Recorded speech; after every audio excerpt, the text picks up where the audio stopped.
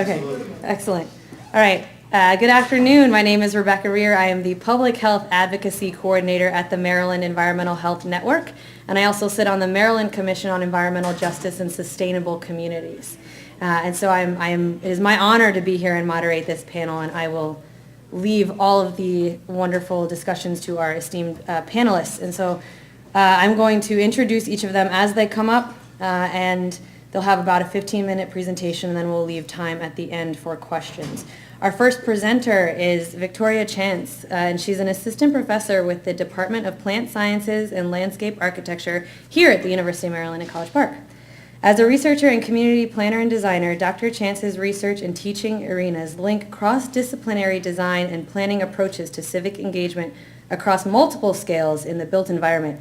Her specializations include civic engagement approaches to watershed planning, stormwater design and sea level change, transdisciplinary action research, community design, and environmental justice. So Dr. Chance. Thanks, Rebecca, for that introduction.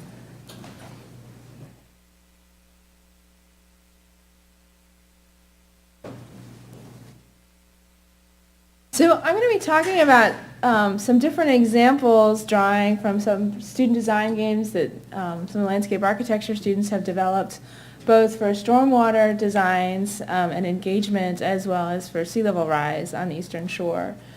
And so as our keynote mentioned earlier at lunch, both social and economic issues are the same. And so part of what I try to do as a community designer, community planner, is try to engage neighborhood residents and stakeholders in both identifying what potential problems are and sort of seeing how this could be overlaid with addressing some of the community issues and needs, and then taking sort of a design planning approach and looking at a range of solutions and sort of seeing what might be most appropriate for that neighborhood context.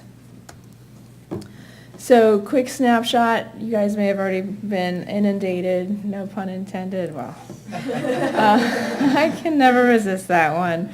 So, these sea level rise estimates keep changing, and so these are the more recent ones by UMCES from 2014 for the Eastern Shore. In addition, when you think about stormwater, and you're starting to think about, in the state of Maryland, having increased amounts of precipitation for longer duration, so essentially wetter summers, and how we're going to cope with that through green infrastructure or through infrastructural needs, which is what I'll be focusing on. Obviously, it affects a lot of different areas. And this is one of my favorite quotes. It's about the water, but it's not only about the water. And we have all of our environmental regulations, our TMDL standards, looking at trash, looking at sediment runoff, looking at pollutants.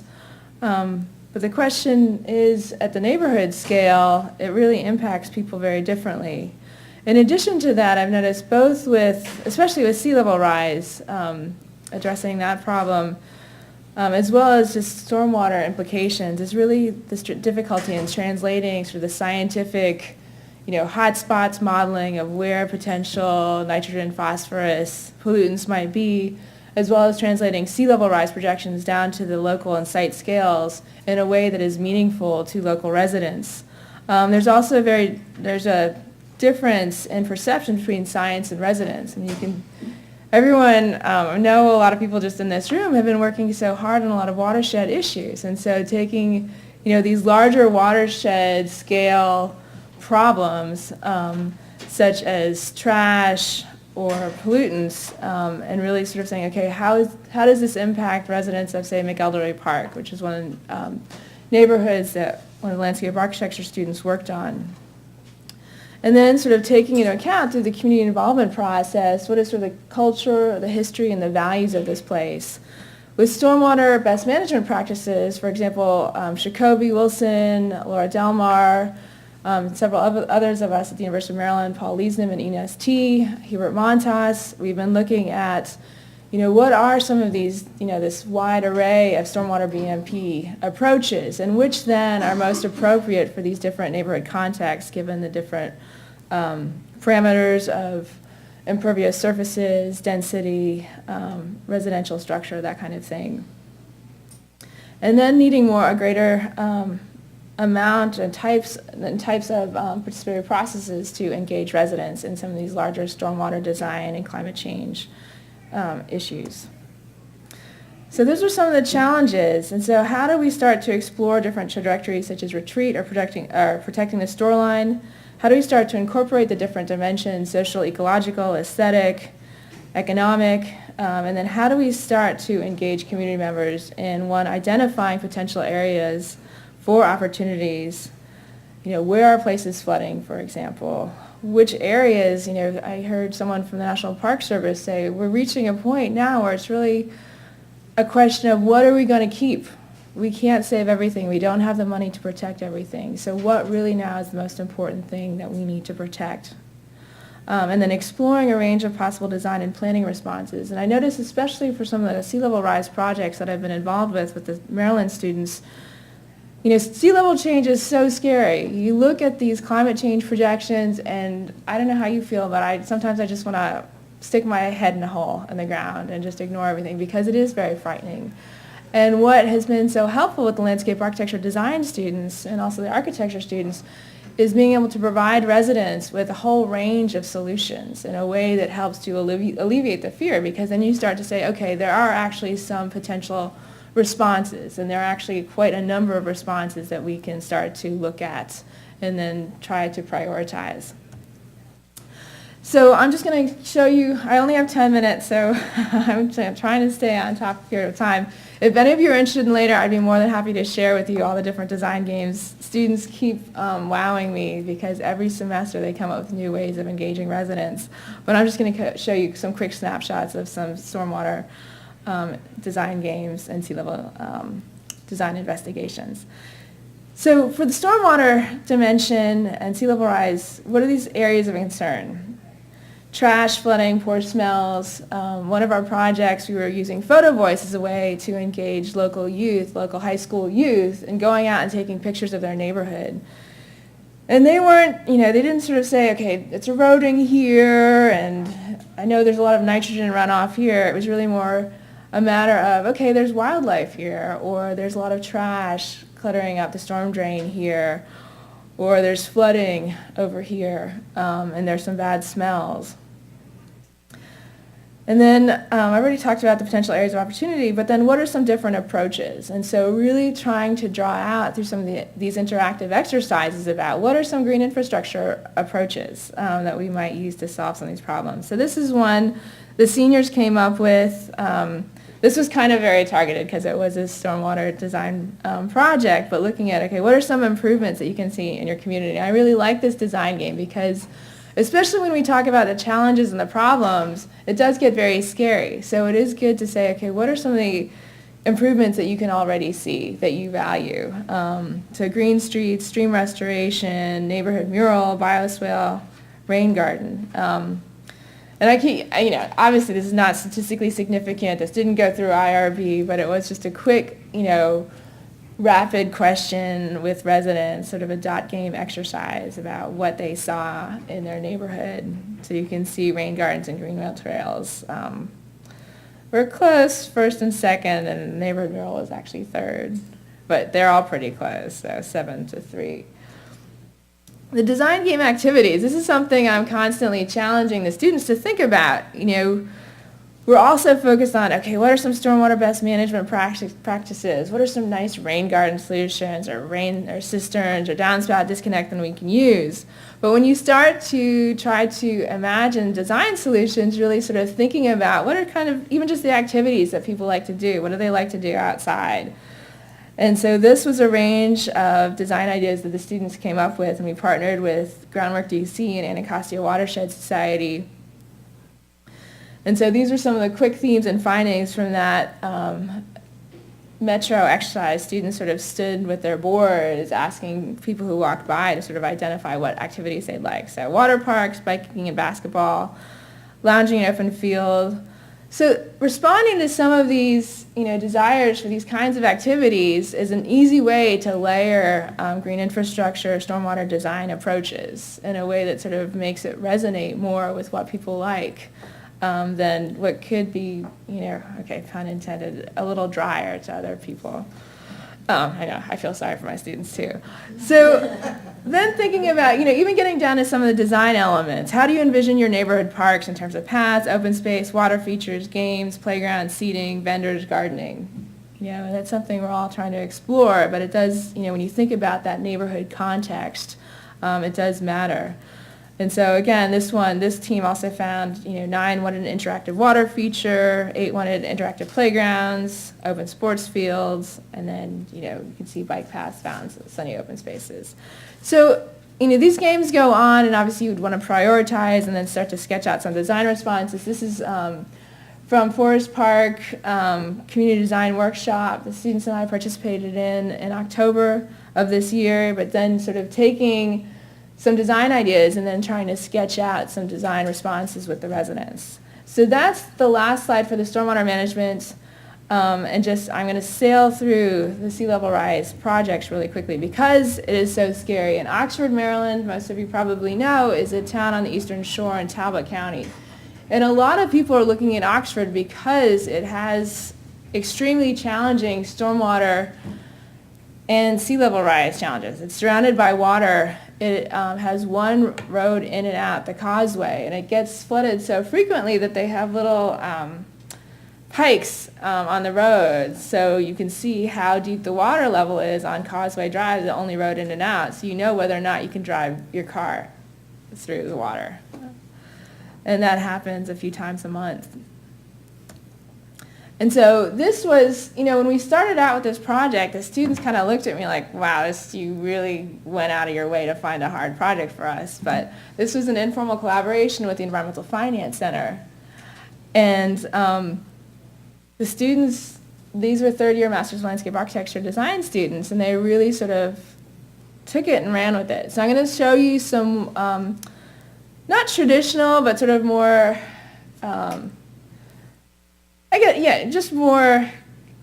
say more traditional projects in the beginning, but then some of the other ones are a little bit more out there because they sort of said, okay, one person said, okay, I'm just going to look at this park, and some other students said, well, wait, the whole town is having a lot of problems, so I'm going to try to respond to that. So Travis, we were fortunate to have him because he is also a captain, and he understands prevailing wind patterns and maritime issues more than anyone that I worked with before, and so he really looked at some of the water issues, the tidal issues with Oxford.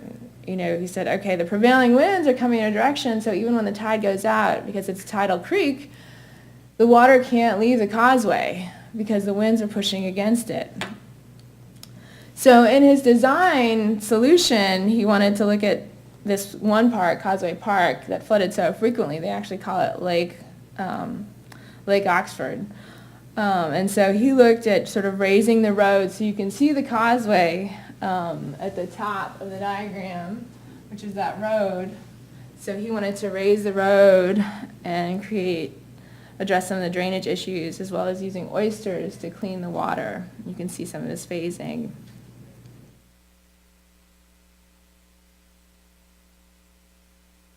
Adriana, so she built on an earlier project that we worked on in Dorchester County with Blackwater National Wildlife Refuge at the southern part of Dorchester County, a county at risk to lose about 60% of its land mass by 2100.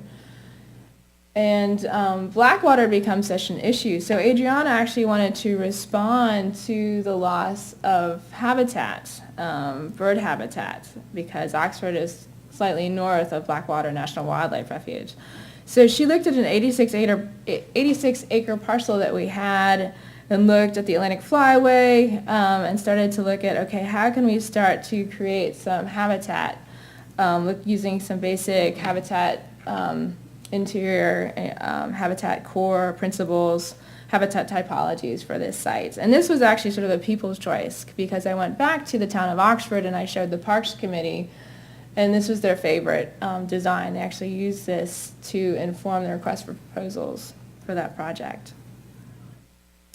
Okay, when I said that some of the projects are a little bit out there, so Elizabeth Walker was really concerned, and she said, they're going to be shut off. If the causeway is shut off and they can't go anywhere, we're going to have to look at a way to manage resources to allow people to sort of grow food, have energy crops. So that's how she wanted to inform this design for the 86-acre parcel, looking at agroforestry, energy woods, floodplain, having a swale network. I always think evacuation scapes. It's sort of a new way to think about things. And she really went and sort of calculated how many megawatts were generated, 5.2 megawatts. So the energy forests are harvested every 5 years and produce 5.2 megawatts. Amy, so she, these are students all in their final design studio, and she really wanted to work on a living shoreline project. At the same time, Environmental Finance Center had, we'd been working with them, and they had already done a whole public engagement around stormwater with town residents for Oxford, and so they'd identified certain areas. And so she went and looked, and she calculated how much acreage was going to be inundated for the different neighborhoods that the town residents had already mentioned, constantly flooded, as well as number of affected residents and the age range of affected homes. So that was these were some of her design solutions. Oxford's going to look very different if they want to stay there. So some final thoughts on sea level rise design investigations that I've learned over the past few semesters working on these types of projects. One is the importance, as I mentioned, it's scary, that to really develop a series of scenarios of adaptation responses. And then actually using visuals to communicate this to residents. And this also goes back to scale. There's so many sea level change viewers now available online. Maryland DNR has a great one, but there are probably about 7 now that are available. And looking at very different time frames, I think also helps alleviate some of the fears. And lastly, someone from the EPA saw one of the Dorchester projects, and he was saying, as these fights become so much more, not bitter, but, we're thinking about what to keep and what to lose, you really need to develop a sound logic for why you're choosing to protect, what you are and how you're going to do it, or lose what you're going to lose. So with that, thank you.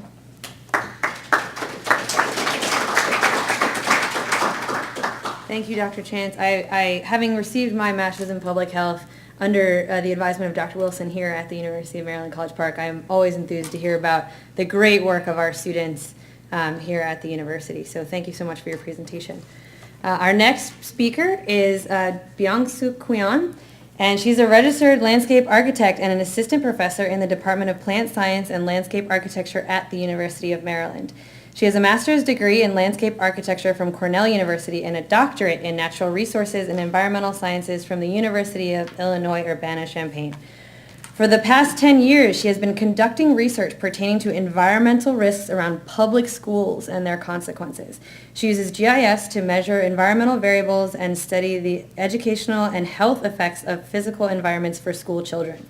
She received a National Award of Recognition on her excellence in teaching, research, and service from the Council of Education in Landscape Architecture.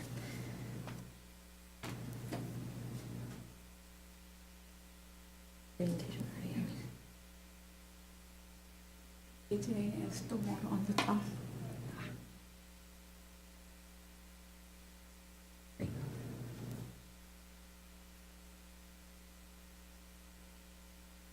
Hello everyone, and I'm honored to be here, and I have Dr. Ellis and Dr. Lee here. I'll present, but they will answer difficult questions for you. I'm going to talk about 3 schools, and Sidwell Friends Middle School, Brand Elementary School, and Payne Elementary School, all of them located in Washington, D.C. If you look at this map, and Sidwell up there, and Brand and Payne in close to each other. Like you can see, Sidwell is located area with more nature, and compared to Brand and the Payne Elementary School. Sidwell, you have to pay $35,000 to attend, and the Brand and Payne is public schools. The majority of the student population at Sidwell is white, and while majority of student population in Payne is African American, and Brand is between the 2 schools. Sidwell. city wall. You can see the tree in front of before picture, and you can see the other picture right here. And there is the location, the before and after, and compared to locations. City wall, they did a lot of the management stormwater runoff through this design. First one is the water recycling system. So students flush the toilet, wash the hand in the sink, and water goes, first step is a settling tank, separates solid and liquid, and goes through wastewater treatment, the tiers of the treatment, and then after that, water goes to trickle filter one more time to carbon filter to clean the water, and as a last step, goes through sand filter and water end up in the big, huge water tank in the basement of city wall. And so this one recycle. Water never goes out of this system. We call closed system. So water recycle again and again and again. And second step is to control the stormwater is the green roof. And raindrops, the rainwater stored in green roof media, and the remainder water goes through downspout. So water goes through that downspout, goes through artificial creek, and end up in biology pond. And sometimes there's more water to biology pond to handle. That case, water overflow in the rain garden. Like a rain garden act as a floodplain. By doing so, they prevent like over 300,000 gallons of wastewater and entering the district, the sewer system. And they also save, by recycling, they save 8,500 gallons of water per month. And this is a great benefit, right? We cannot argue it, but the better benefit to me is an educational benefit. So look at these things. Children understand those systems, and then they teach their visitors. So when I went there, the 8th grader, they give us tour. Not only they understand the system, they teach us and answer difficult questions. And I think that is the best benefit of stormwater management technique in school settings. And look at these things. Signage is a beautiful, beautiful signage. They use this outdoor classroom as the art class, for the art class, music class, English class, and science class. This is another school, for an elementary school. Before and after, they have completely asphalt. They turn into the rain gardens, butterfly gardens, an outdoor classroom, and urban canyon. So it's an image of a rain garden. In the middle is butterfly garden, and the right one is outdoor classroom. Not like a city wall. This school built by people. City wall, they can afford anything, right? Yeah. And this school is a public school, cannot afford anything like a city wall. So parents, teachers, staff members, they wrote a grant. They got the grant, and they built by piecemeal. And the maintenance, done by student, teachers, and staff members, and parents as well. And by doing so, the rain garden holds 720 gallons of stormwater, and tree also holds 16 gallons of stormwater as well.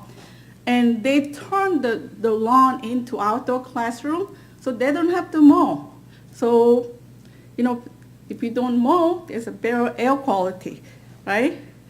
And we measure the temperature on the surface of asphalt, on the surface of a rain garden, and also on the air, like 2 feet above surface of asphalt and 2 feet above the rain garden.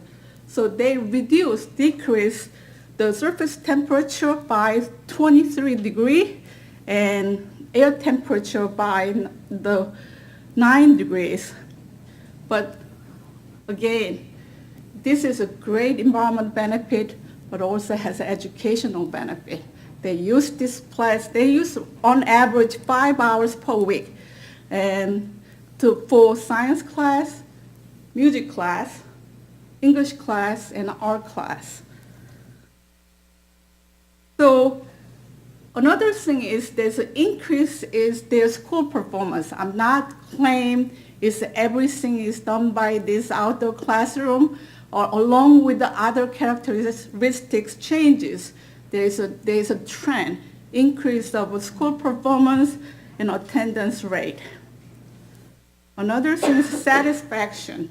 Can everyone work for the school environment? Their engagement level goes up, their satisfaction level goes up. And the demand, everyone wants to go to that school, why not? Payne Elementary School. This is a Payne Elementary School. Their play area is about half acres. And this is a picture of the school. The play space is enclosed by a chain link fence. There's not one tree. They can see trees outside of chain link fence, but there's no tree whatsoever within the schoolyard. What kind of message are we gonna send it to them? And there's a lost opportunity. They deserve better. They can learn better, like a Brent Elementary School or Sidwell Middle Schools. So this is schools by demographic. As I told you, majority of school population at Sidwell is white. Majority of the school population in Payne is the African American. Then you're going to ask me the question, okay, you show me the extreme. You chose 3 extreme schools in Washington, D.C. And I agree. I show you 3 extreme schools in Washington, D.C. So we look at the whole schools in the Washington, D.C. There's a 219 schools, including daycare center to high schools. So if you look at these things, there is a trend. The x-axis means percent of hard surfaces, like a concrete and asphalt, and the y-axis is a percent of student, is the white, Hispanic, and the African American. The hard surface increase, population of African American increase, same as Hispanic, but white population goes down. So we begin to look at how school environment influence their school performance, standardized tests, and this is the very beginning of our research. We found that after controlling school size, student-teacher ratio, and percent of a reduced and free lunch program, and trees influence their school performance. School environment matter. So I didn't present here. We are beginning stage of research, so this is my presentation. Oh, I still have 5 minutes, so can I answer some questions if you have it? So, was DC government involved at all in sort of the design or the study and sort of outcomes? No. We got the land cover data from Cash Tree Foundation, and so we're doing, it's a pure the academic research, but we'll love to partner with the DC government and any nonprofit organization and in any way. If you're interested in this issue, we're happy to work together. I have a couple questions. Mm-hmm. The first one was on the Sidwell Elementary School, Mm-hmm. the wastewater that was treated at that facility, water, or was that all the wastewater? All the water, black water and gray water, all together. They recycle. The water, there's 2 different constructed wetlands in that courtyard.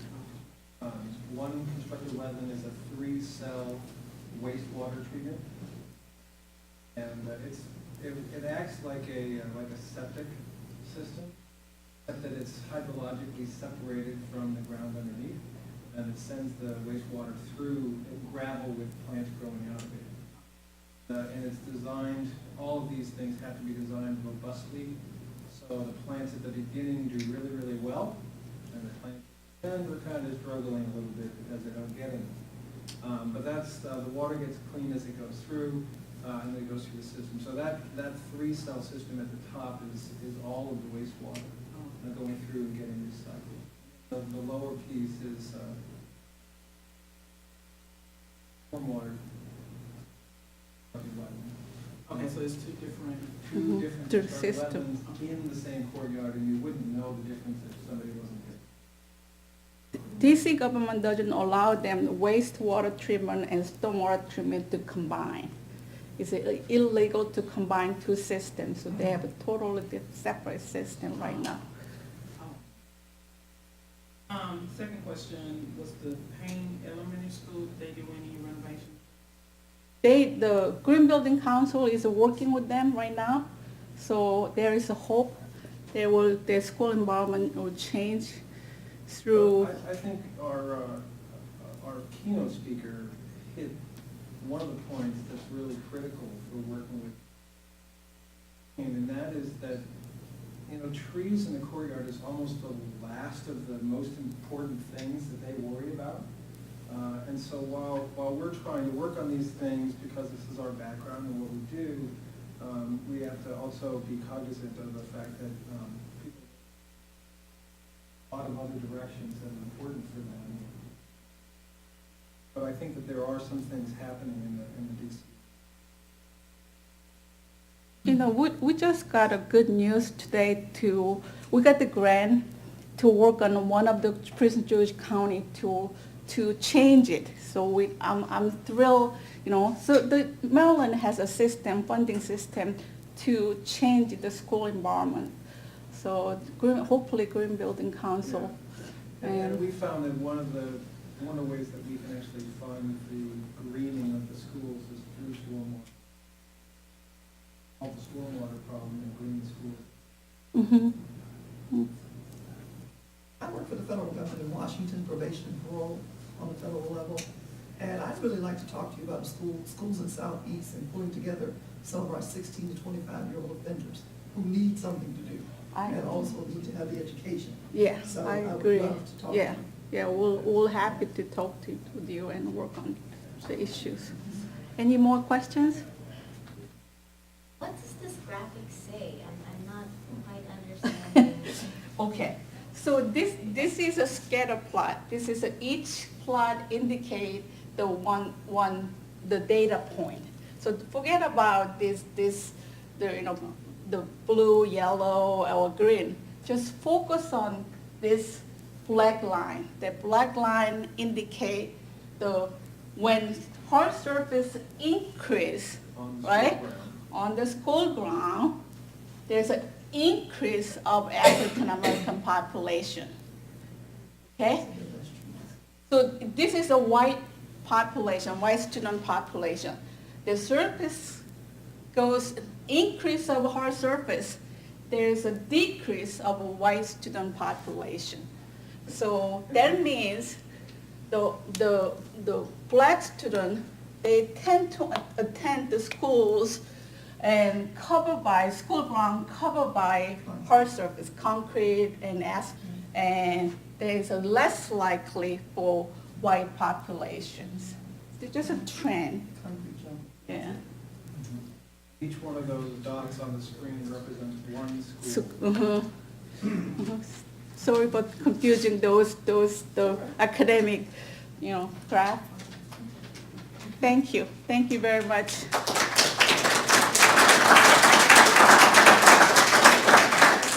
I'm loving the collaboration that's happening, and I couldn't help but think, I heard a presentation earlier that mentioned the school to prison pipeline, and if we start to put trees inside the fence, how we can change how kids view their schools and how they view and value their education. So thank you very much for your presentation. Our next speaker, Andrew Fellows, has been Clean Water Action and Clean Water Fund since 1999, serving as Chesapeake Regional Director since 2008, and has over 30 years of grassroots organizing, lobbying, electoral media development, and management experience. He has served on the Maryland Commission on Environmental Justice and Sustainable Communities since 2002, currently serving as Vice Chair. We're also on his turf as he serves as the mayor of College Park, and he's been mayor since 2009, and as a member of the Board of Directors and Chesapeake Bay and Water Resources Committee of the Washington Metropolitan Council of Governments Board of Directors. He formerly served on the College Park City Council from 2001 to 2007, and he and his wife Elizabeth live near Lake Artemisia in the Indian Creek subwatershed of the Anacostia River. Welcome, Andy. So you'll be relieved or annoyed to know that I don't have a PowerPoint, but I actually, some of the things I want to talk about, I want to talk about a little political context about climate change, about economic disparities, and organizing solutions around those things. But first, I do want to say that it was an honor to be introduced by a new member of the Maryland Commission on Environmental Justice and Sustainable Communities, and a student leader at the time when she was working here at the University of Maryland School of Public Health, and coming out of there, and so I think the next generation of great leadership. So thank you, Rebecca. But I also want to thank Arthur Ray, who is here. Maryland Clean Water Action, my organization, worked with someone named Mary Rosso from like 1979, really all the way up till her years in the House of Delegates. She was instrumental in getting Governor Glendening to do an executive order to create the Maryland Commission on Environmental Justice and Sustainable Communities. And Arthur Ray is here, who with Andrew Sawyer has really helped create that commission. And I think that part of the reason I talk about this is that it's not just about environmental justice, it's about sustainable communities. And so some of the things that we need to talk about, I believe, are really not just talking about sort of what we're against, but really how do we move from where we are to sustainable communities where everyone has a right to a healthy job, but economic development is thriving, but we're also having greenscapes, and also, by the way, the water quality is improving. So it's important for Clean Water Action, and is our mission of restoring waters of the United States, to make sure that we always keep that in mind. But Fred's comments at lunchtime, I think, really brought to my mind the fact that the environment is sort of a natural resources kind of concept, but it's also really a community concept. You can really think of the environment as really the community, and so if you think about the environment as a community, every community has environmental leaders and have strategies around it. So the climate context of this, the importance of environmental justice, and we're on our own. In 1988, the Reagan administration, not exactly the most environmentally forward-thinking administration, signed the Montreal Accord recognizing that climate change was a reality and that the United States had to play a leading role working with the other countries around the world to address the issue. Here we are over 25 years later, over a quarter century later, we now have a House of Representatives and a Senate that will refuse to do anything to address climate change.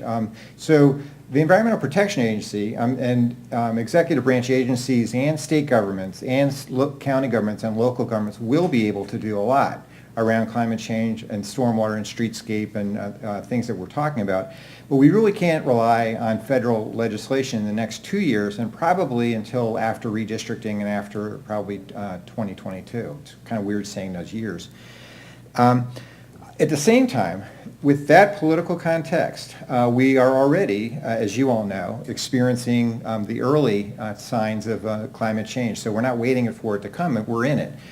Katrina and the mini Katrina, Superstorm Sandy, from time to time, the media wakes up and sort of everybody goes, oh yeah, climate change is really bad.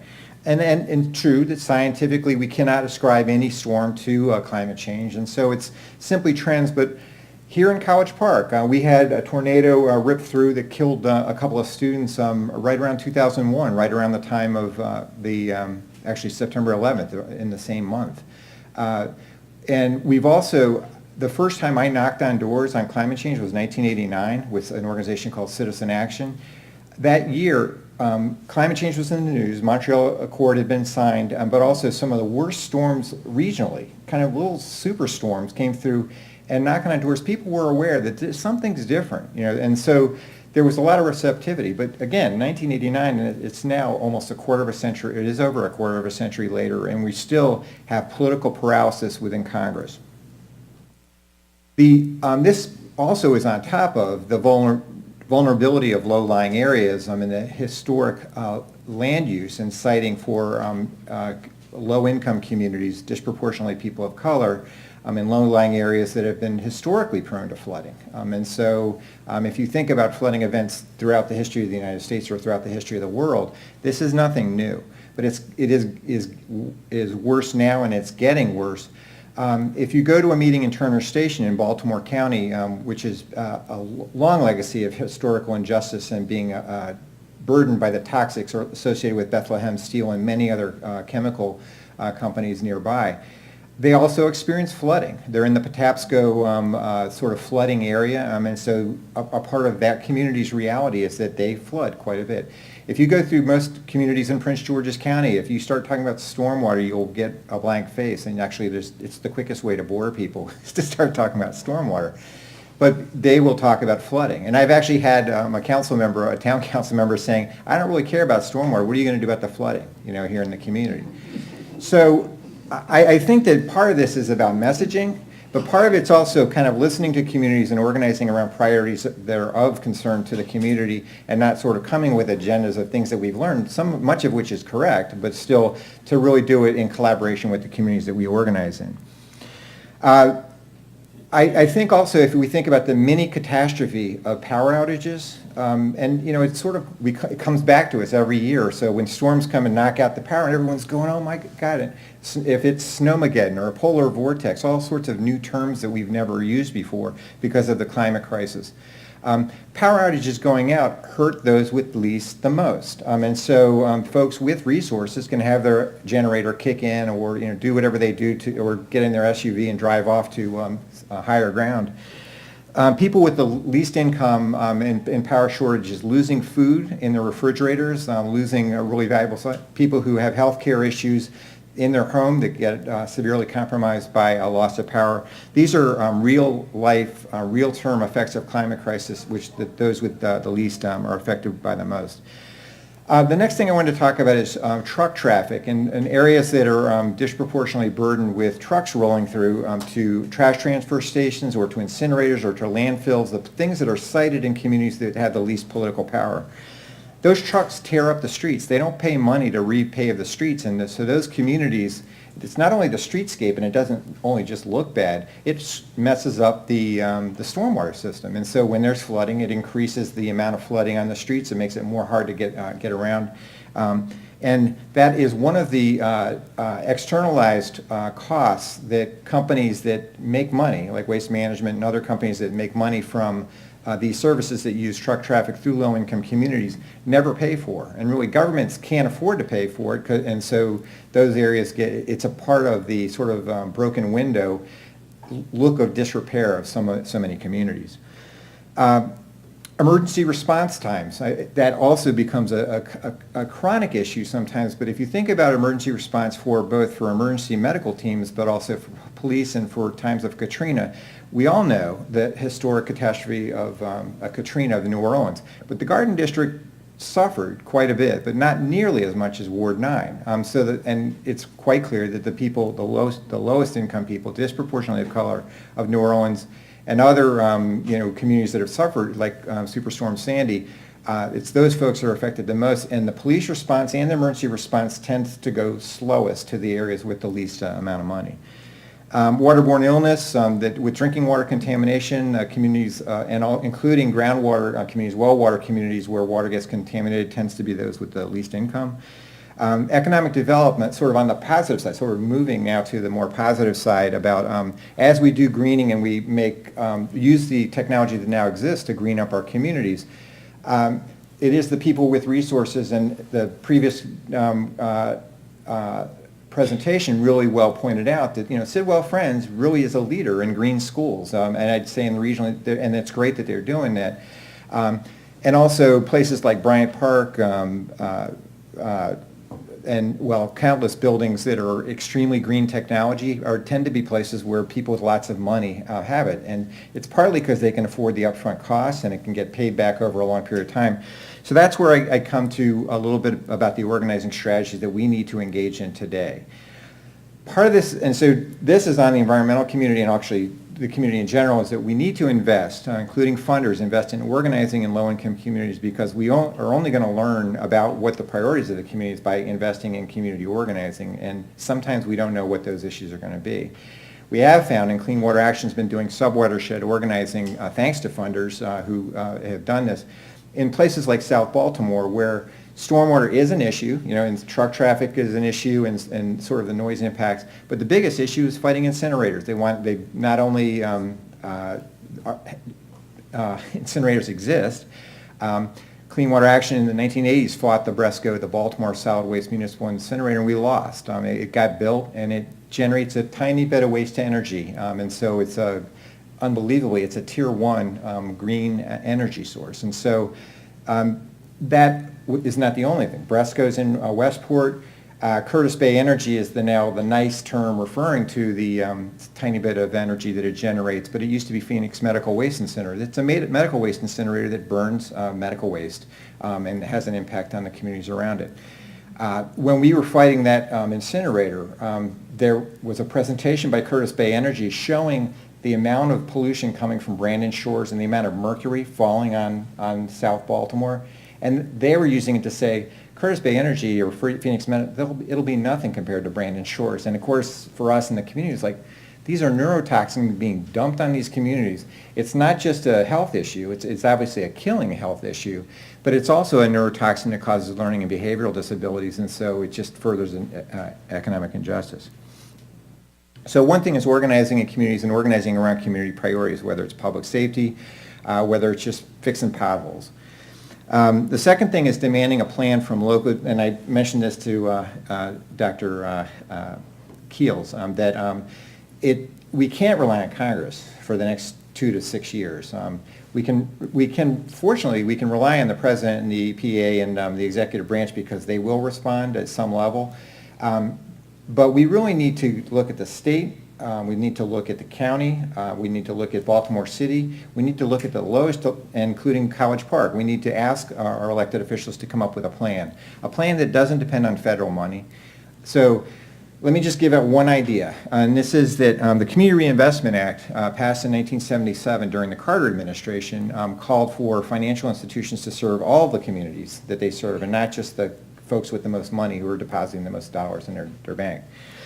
Back in the day, in the 80s, I organized community reinvestment coalitions, and we got millions of dollars of commitments from banks because Prince George's County was one example. Riggs Bank, the largest bank in the D.C. area, had given $0 to Prince George's County residents or businesses during their time. So they made a $40 million commitment. We did an organizing campaign around it. So in the 80s, the 77 law had resulted in millions in commitments. It became billions in commitments, but now it's trillions of dollars in commitments from financial institutions to underserved, economically underserved by financial institutions. So those happen to coincide with the fact that those are environmentally underserved as well, natural resource underserved. So I would say to you that we should be engaging these financial institutions in unlocking some of these commitments, because the commitments don't mean the money's flowing to the communities. It just means they made the commitment. We're not going to get Congress to sort of enforce the Community Reinvestment Act, and there's not that much teeth in it, but they have made the commitments, and there's ways that we can engage these institutions because it makes business sense to invest in our communities, all of our communities, and it makes sense to create jobs that are green and healthy. It's a public safety issue, it's an education issue. There's all sorts of overlapping socioeconomic benefits to addressing environmental justice. And with that, I think I've run out of time, and I'm happy to answer any questions, but thank you very much.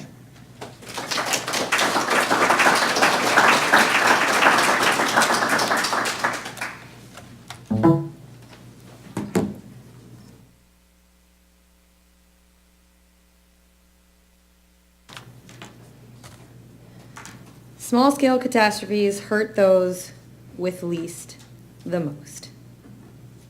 Thank you. And I think that's why we're all here, and I think that, ending with ways that we all can take action is always refreshing. So thank you for that presentation. And I will invite up our last speaker on the panel, and then we'll have time at the end for questions from the audience. Claudia Friedetsky is a conservation representative at the Maryland chapter of the Sierra Club. Since 2011, she has participated in clean water advocacy efforts, including leading clean water campaigns, mobilizing grassroots organizations, working to strengthen Maryland's stormwater permit requirements, and using social media to build awareness around climate and water quality issues. She is a 2014 Regional Fellow in the Environmental Leadership Program.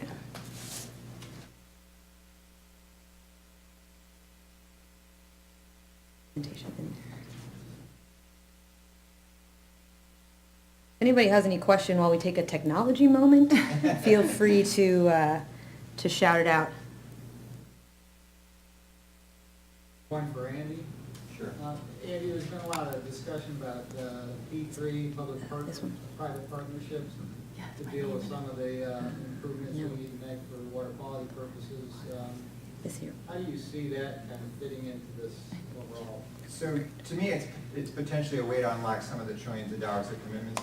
The private sector, for a watershed like the Ancaster watershed or the many urban watersheds, we're not going to fix stormwater without private sector investment. And so I would just say that the public-private partnerships are one way it's worth getting at that. Okay. Thank you, everyone. And I first wanted to apologize that I look somewhat disheveled. I'm supposed to be in 3 places at the same time, and I still haven't figured out how to clone myself. I'm supposed to be at the Environmental Leadership Retreat by Harper's Ferry. I'm supposed to be moving my home from Mount Rainier to Greenbelt, and I'm supposed to be doing this presentation. So trying to do it all and sort of the best job under those circumstances. And so what I wanted to start out talking about is the relationship of environmental advocacy in this country to social justice and environmental justice concerns. So when I came to this country from Germany many, over 2 decades ago, I was not particularly attracted to environmental advocacy, and one of the prime reasons being is that environmental advocacy organizations at that time identified as sort of single agenda organizations, like many other organizations in this country as well, because the political structure that we have in this country makes single agenda organizations most effective. That's how you get things done. But lately, increasingly so, what is giving way to this notion of mission drift is the pressing understanding about becoming more diverse, participating in other organizations, social justice, human rights organizations' agendas in a way that we've really not seen on the environmental front. And I just wanted to let you all know, Michael Brune, the executive director of the National Sierra Club, has just recently announced that the Sierra Club would take a position on the situation in Ferguson and is also taking a position on immigration reform. And that's unprecedented. And at this particular moment, I'm just really proud to be part of our organization and the kind of direction that we're heading in. And I think we all, as environmental advocates, need to think along those lines more frequently and sort of more, more powerfully. Just a few words about Sierra Club. It's the oldest environmental organization in the country. It was founded in 1892. It's an organization that takes citizen leadership very, very seriously. The organization is run by citizen leadership boards, and the members of these boards get elected. They're not appointed board members. That poses a set of challenges in terms of running the organization, but it also makes it particularly vibrant and connected to the issues that we're all struggling with in local communities. The organization in 2007 has made a prime commitment to climate mitigation, greenhouse gas reduction. It formed the Climate Recovery Partnership and decided that a major portion of its efforts would go towards retiring coal-fired power plants. Since this time, we've retired across the country about 144, plus minus coal-fired power plants. And the other side of that coin is we're retiring them to make space for green technologies and green energy approaches. I work for the chapter on water conservation issues, and we have been particularly engaging on Chesapeake Bay restoration. In the last 2 years, I've been getting more and more involved in adapting our waterways to climate change, a conversation that we've not had as forcefully as we should have in the past.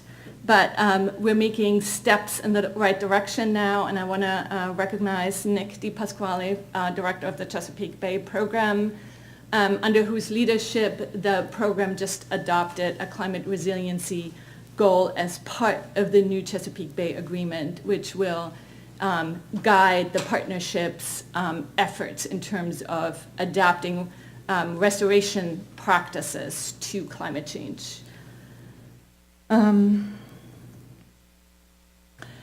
I wanted to now go into just reviewing some of the climate impacts that we're already seeing. I apologize, some of you may know about these already. We're seeing a range of climate impacts that are happening to our waterways, which are all particularly vulnerable to climate change because they're all already impacted by a number of sources of pollution, including agricultural pollution, polluted runoff, which is stormwater, coming off of our roads and roofs and parking lots, septic systems, and a number of other sources. We're seeing rising temperatures. The Bay's temperatures have risen by 2 degrees Fahrenheit since the 1960s. We're seeing increased precipitation intensity. So what's predicted or has been predicted is an overall increase in precipitation, and apparently we're not seeing that yet, but we're seeing greater amounts of rainfall that is coming down during a shorter period of time. And that leads to a number of impacts, including what was discussed already, flooding, erosion of riverbeds. There is a potential for increased nutrient pollution that we might be seeing as part of an increase in precipitation intensity. We're also seeing droughts, which lead to changes in flow regimes. And overall, what's happening is the winters and springs are getting wetter, summers and falls are getting drier. This year is a bit of an exception, but last year was sort of like very representative of that trend. I'd like to just show a couple of pictures. I think what Andy pointed out, there's an event happening. Everybody is hyper aware and is taking it in. It's catastrophic. We think about it, and then it goes away. So I watch these pictures when I get a chance to just remind myself when I sort of get tired of thinking about this problem and how it's going to unfold. So that's in 2013, the kind of infrastructure damage flooding does.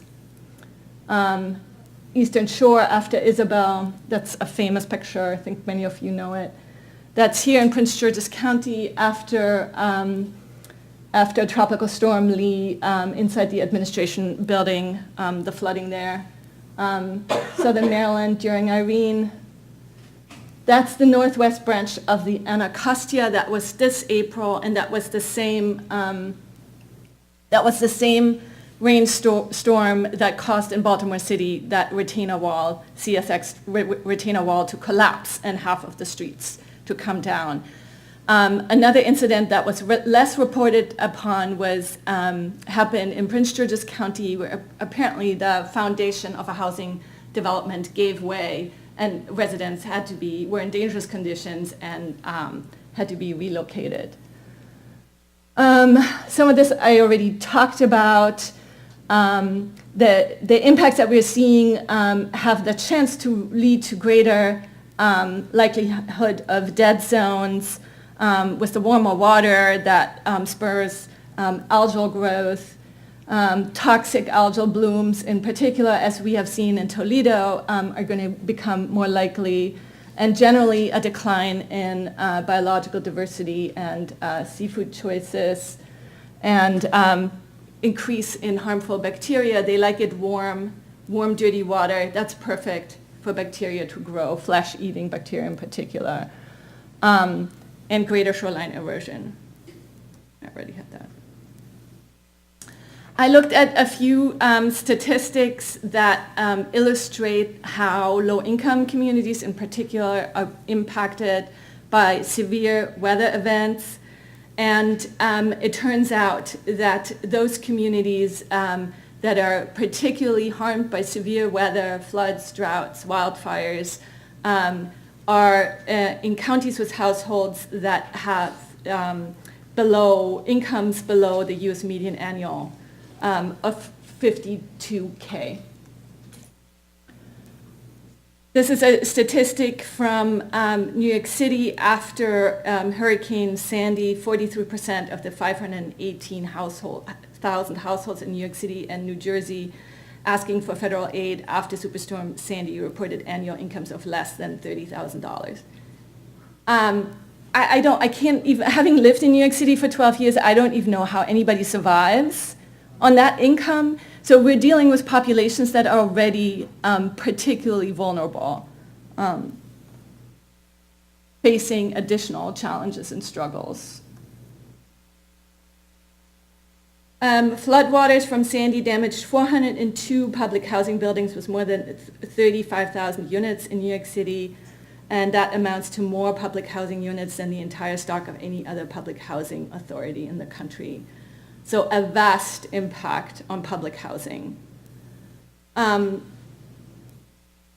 Andy already pointed out, those living in poverty are more likely to live in neighborhoods with poor housing quality already and poor infrastructure, and have poor health outcomes and lack homeowner or renter insurance. 55% of the storm surge victims in New York City were very low-income renters whose incomes averaged $80,000 per year. Another impact that we're expecting as part of climate change is an increase in basic necessities, whether that's cooling or heating or food items. We will see increases in those prices. And also there will be an increased use of energy as a result of climate change.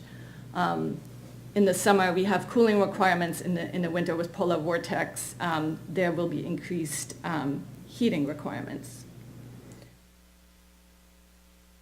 Then the California drought has led to a loss of 17,000 farming jobs, and these farming jobs are mostly the people who take those are mostly low-income residents. So there is a cornucopia of impacts on low-income communities that are just going to get worse as time goes by.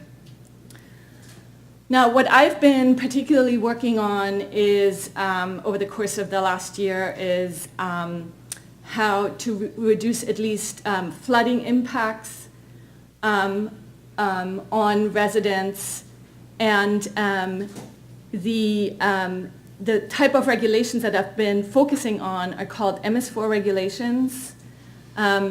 They determine how the counties need to reduce and govern how the county need to reduce stormwater in the areas that the counties are responsible for, on the impervious surfaces that the counties own. And these regulations going forward will require that the counties retrofit 20% of impervious surface with green infrastructure. What Sierra Club and other environmental organizations have been working on is trying to strengthen these regulations in such a way that there is more accountability that we will see more green infrastructure retrofits as opposed to other types of retrofits, and that we have assurances that we can meet water quality standards over the course of the implementation of these regulations. Now, from a climate change perspective, what would be important to do for the state is to review regulations like the MS4 for climate or climatic assumptions that we're making about the need to reduce stormwater, since stormwater over the course of time is going to increase. And that really hasn't happened. And with the new administration in Annapolis, I have grave doubts that we will make any progress on that front. Another important aspect of protecting communities from flooding is protections for natural areas, any sort of urban forests, other natural areas, meadows, wetlands, which are critical in reducing flooding risks. My understanding is that green infrastructure will reduce polluted runoff going into our rivers, but in order to really effectively reduce flooding, natural green areas are needed. And I just wanted to mention sort of on the upside an example from Baltimore City, where some of the city leaders have the vision of an emerald necklace and using some of the abandoned lots that are predominant in Baltimore City to transform them into a network of parks and green spaces that make up this emerald necklace. And apparently there are other examples across the country, like Chicago, that has pursued that path. And that will be really important to actually reduce the flooding risk.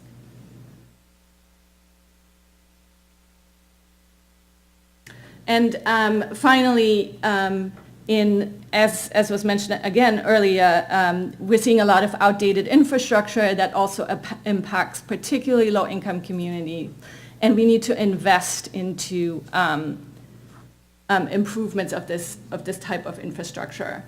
And I tend to be, I'm glad that I went last because I'm sort of Debbie Downer. I'm the Cassandra for everybody. So I have considerable questions to what extent, considering the political landscape, we're going to be able to meet this challenge. I always feel heartened when I see students working on green and, thinking about how this could all work together. But the cost over the course of time of adapting are really going to increase massively. And right now we have a system where locals are expected to assume the lion's share of the funding for adaptations.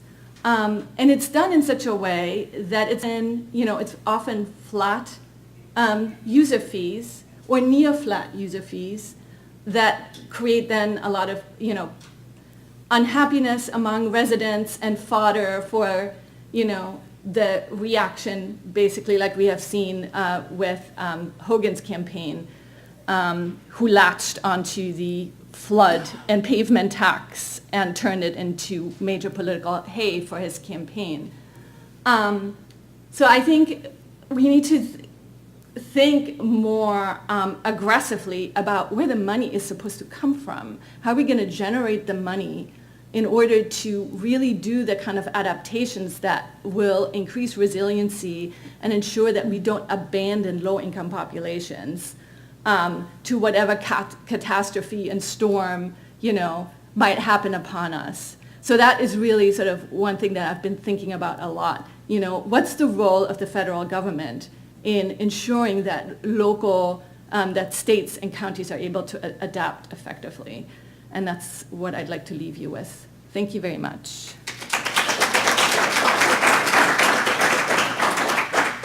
I think it's a great question to ask. I was at an event recently where the question was, as an environmentalist, what do we care about? And if your answer isn't campaign finance reform, then maybe you're not an environmentalist. Because you cannot achieve what you'd like to achieve without passing campaign finance reform. Because the money that we need to be going elsewhere is currently going to finance industry that we don't necessarily support. So I'd ask you to think about that question, and about as we think about environmental justice and what is just, how are we allowing our campaigns in this country to be run? And so I would ask that question, and now invite questions from the audience for our panelists. We have a few moments remaining, and so please, I would like to open the floor to questions for any of the panelists. Yes? Comment first, and then a question. The comment is, perhaps we also should consider changing the laws so that we revoke personhood for corporations. Right. And then my question goes to our last speaker, and that is, when you think about solutions and expanding flood control areas, the way we've been doing it lately, at least after Katrina, was to extend the flood control areas using externalities and essentially asking the poor people who were deprived of their homes and to let those ex-homes be used for flood control in the future. So essentially, we're paying for the flood control by taking homes away from people who can least afford to move back into their communities. And I'm wondering if there isn't another mechanism that we can put in place other than taking away from those who are least able to.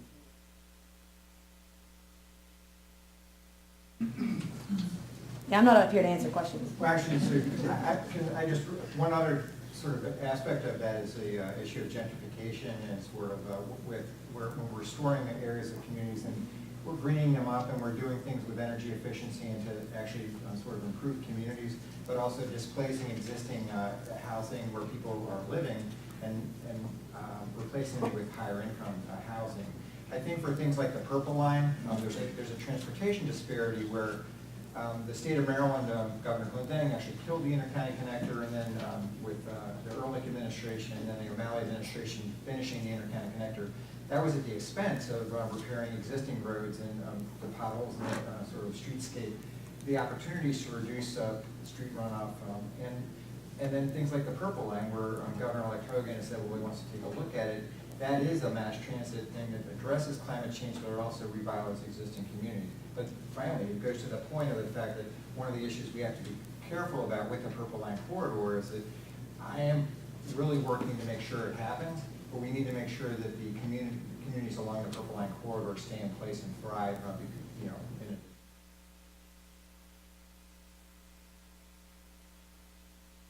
So I think picking up on Claudia's point about expanding creation of natural areas for flood control, I'm just wondering if there's, thinking of like some existing tools, is there an opportunity to target and sort of refocus like program open space funds? Have these funds now that in, like in this county,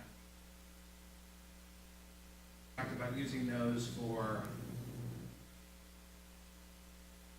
artificial turf on,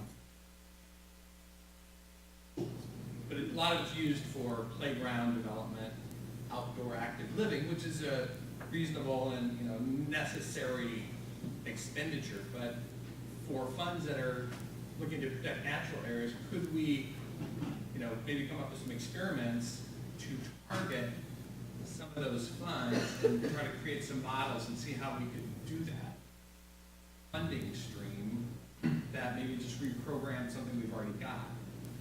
And also, but where does that go? Because right now, is there another, I wonder if our academic friends can look at, so we have wetland designation and protection. Is there like an ecosystem function, like climate resiliency, that puts together more than just like the floodplain, but puts some other hydrology and factors that I think could be done probably pretty readily with GIS off-the-shelf stuff right now. And if we come up with some designation for that, we could come up maybe with a way to identify areas for prioritizing for protection, restoration, and just other ideas like that.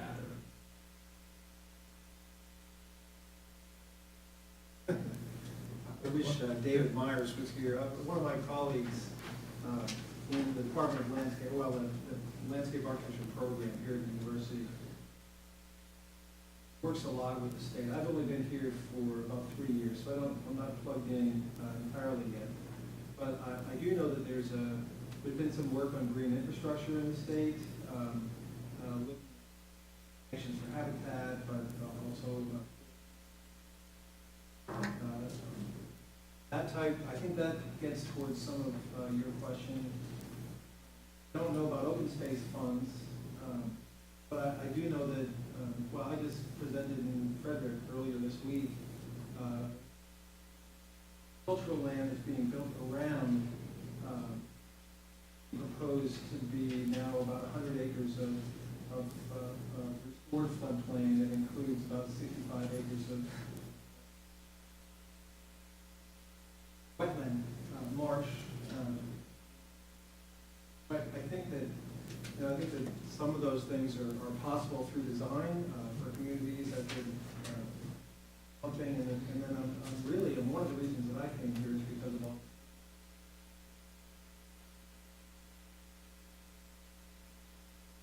how to treat stormwater at the source than it is to treat it downstream with a big machine of some sort. And so that's really what's happening here, and it's sort of front yard by front yard treating of the stormwater is really kind of the cheapest and the most effective way to go. So I'm encouraged to see that happening around here, and I'm also encouraged to see it starting to take off in other parts. Comment though about the green infrastructure mapping. I think Prince George's is reopening here structure plan for the county in the map, and that maybe that's an opportunity for us to look. What are some other designations in that? And this is going to be the last word here, so. Yeah, that made me think of the fact that Prince George's County actually, with the rolling out of what was required by the state was to develop a local stormwater utility fee that would reduce pollution and runoff from streets and parking lots. And the Department of the Environment sold it to the county council as a job creation, a jobs program, and also to the public as rain check as opposed to a rain fee, so that getting people thinking about there's actually ways we can get money for our communities to do projects, and so turned it into a really positive thing. And I think that the state of Maryland, because of organizing that's gone on over the last 8 to 12 years of really pushing on every aspect of pollution into the bay, really gotten people thinking creatively about wherever you are, like what kinds of things can you do. And so many of the green designs really can do things like improve education, green schools, and save money for the departments of education. And there's just a lot of overlap with all the work that we do. So I think that the jobs, very last thing I'll say is that the University of Maryland spun off an Eco-City Farms project about food sheds and sort of providing healthy foods to both schools, but also to, it's close enough to the Anacostia. It's really part of the water infrastructure protecting the Anacostia. And I think that food disparities, which I think there's a current session right now about it, is really an important part of this piece of sustainable agriculture and how do we build it into our urban infrastructures. I am not stopping the conversation. I am just officially concluding this session. And I would like to thank our student assistant. Without all the behind the scenes work, a conference like this could not happen. So if you see students, please thank them. And don't forget to fill out your evaluation. This is the 3rd annual conference, which means that there will be a 4th annual should everything go well. So make sure you